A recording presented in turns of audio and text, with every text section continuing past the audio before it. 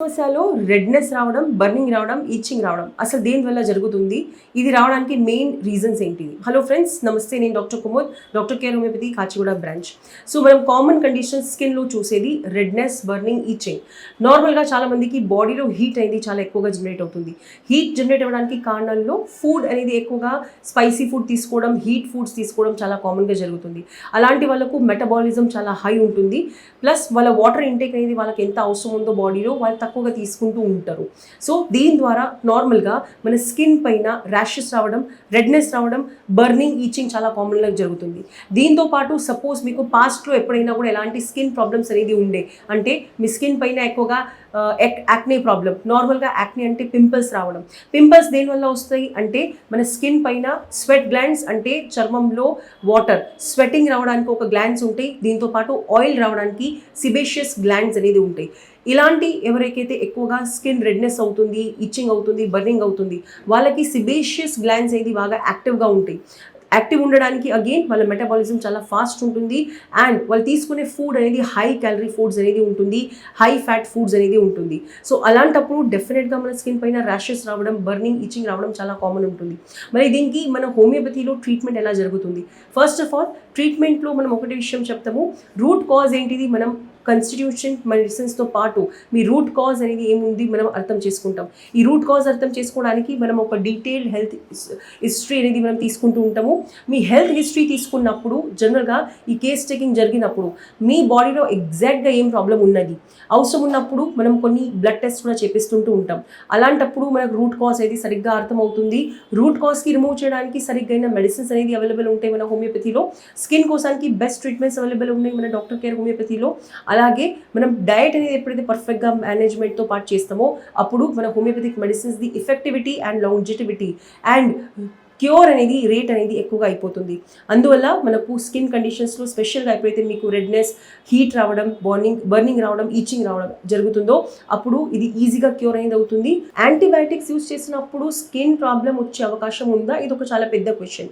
Yes friends, నార్మల్గా antibiotics అనేది అందరికీ తెలుసు. మన ఇండియాలో మ్యాక్సిమం యూజ్ చేసేది ఏ ప్రాబ్లంకి అయినా సరే ఫస్ట్ మనం యాంటీబయాటిక్స్ అంటూ ఉంటాం.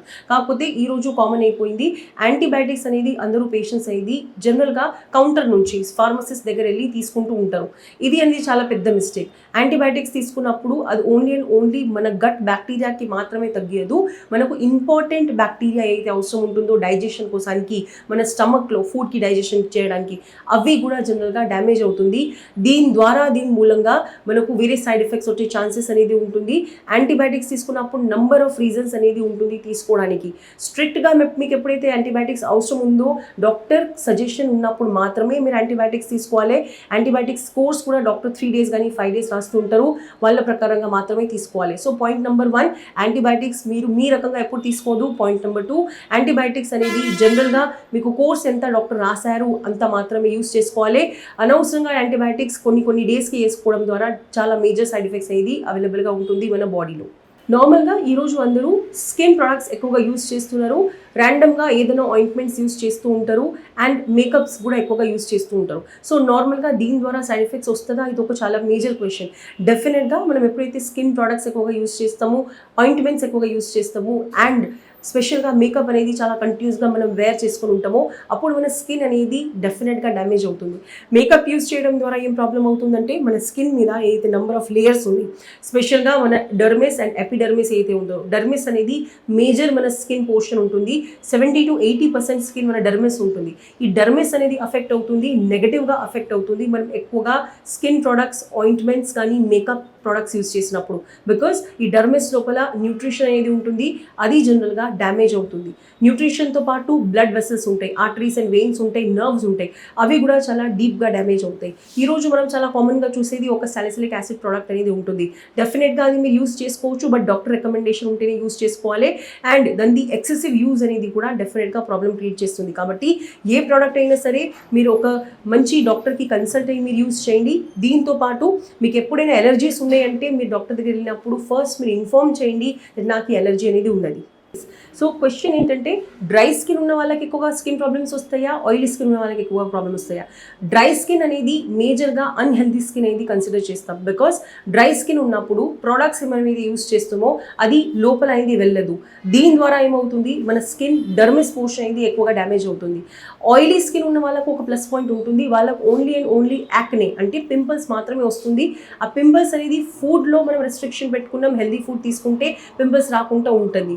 కాకపోతే ఆయిలీ స్కిన్ అనేది మేజర్గా నార్మల్గా చెప్పాలంటే ఒక హెల్దీ స్కిన్ కన్సిడర్ చేస్తాం. కాకపోతే మనకు టీ జోన్స్ ఉంటాయి ఫేస్ పైన, నోస్ పైన రైట్ అండ్ లెఫ్ట్ చీక్స్ అయితే ఉంటుందో ఈ టీ జోన్లో ఎవరికైనా కూడా ఆయిల్ సెక్రేషన్ ఎక్కువగా ఉంటుంది. ఇది చాలా నార్మల్. ఈ పోర్షన్స్లో టీ జోన్లో ఫేస్ పైన మీరు ఆయిల్ తీయడానికి ఎలాంటి ట్రీట్మెంట్స్ మీరు యూస్ చేయొద్దు. అండ్ ఆయిల్ వస్తుందంటే జస్ట్ ప్లెయిన్గా వాటర్తో క్లీన్ చేయండి, దాని మీద ఎలాంటి కెమికల్స్ అనేది యూస్ చేయకండి. సో డ్రై స్కిన్ అనేది ఎక్కువగా ప్రాబ్లమాటిక్ ఉంటుంది. డ్రై స్కిన్ ద్వారా సోరియాసిస్ లాంటి మేజర్ ప్రాబ్లమాటిక్ ప్రాబ్లమ్స్ కూడా అంటే స్కిన్ ప్రాబ్లమ్స్ కూడా స్టార్ట్ అవుతుంది. అలాగే ఆయిలీ స్కిన్ అనేది ఇన్ జనరల్ మంచిది. ఆయిలీ స్కిన్లో ఎక్కువగా మనకు స్కిన్ డిసార్డర్స్ అనేది రాకుండా ఉంటుంది. వచ్చిన తర్వాత కూడా అది ఈజీగా అనేది వెళ్ళిపోతుంది. నార్మల్గా ఎక్సర్సైజ్ చేసినప్పుడు స్వెటింగ్ అంటే చెమటలు రావడం చాలా కామన్. ఇది ఎంతవరకు మంచిది? డెఫినెట్గా ఎక్సర్సైజ్ చేసినప్పుడు చెమటలు రావడం చాలా మంచిది. మరి చెమటల ద్వారా ఏమైనా హెల్త్ ఇష్యూస్ వస్తాయా? డెఫినెట్గా చెమటల ద్వారా హెల్త్ ఇష్యూస్ మనకు ఎప్పుడు కూడా రాదు. ఎక్కువగా ఎక్సర్సైజ్ చేస్తున్నారు, ఎక్కువగా చెమటలు వస్తున్నాయి, దాని ద్వారా ఓన్లీ అండ్ ఓన్లీ జస్ట్ మీకు చెమటకాయలు అంటే మనకు ఏది స్కిన్ ర్యాషెస్ వస్తాయి ఎండాకాలంలో అవి మాత్రమే వస్తుంది. స్కిన్ డిజీజెస్ అనేది ఎక్కువగా చెమటలు రావడం ద్వారా ఎప్పుడు జరగదు. స్వెట్ అంటే చెమటలు అంటే ఏంటి? అది ఒక డిశ్చార్జ్ అంటే ఏంటిది? మన బాడీలోకి వచ్చేది ఒక ఫ్లో. అది ఎప్పుడైతే మనం ఫ్లోకి ఆపేస్తామో, డిశ్చార్జెస్కి ఆపేస్తామో మన బాడీ లోపల డిజీజెస్ వ్యాధులు ఎక్కువగా వస్తాయి. యూరిన్ కానీ, మోషన్ కానీ, స్వెట్ కానీ ఇది చాలా ఇంపార్టెంట్ డిశ్చార్జెస్. ఇవి మన బాడీలోకి టాక్సిక్ సబ్స్టెన్సెస్కి రిమూవ్ చేయడానికి ఒక దారి ఉంటుంది. సో ఎవరికైనా స్వెట్టింగ్ ఎక్కువగా వస్తుంది, అలాంటి వాళ్ళు స్వెట్ తక్కువ చేయడానికి మెడిసిన్స్ వాడుకోవద్దు, ఎలాంటి ట్రీట్మెంట్ అనేది వాడుకోవద్దు.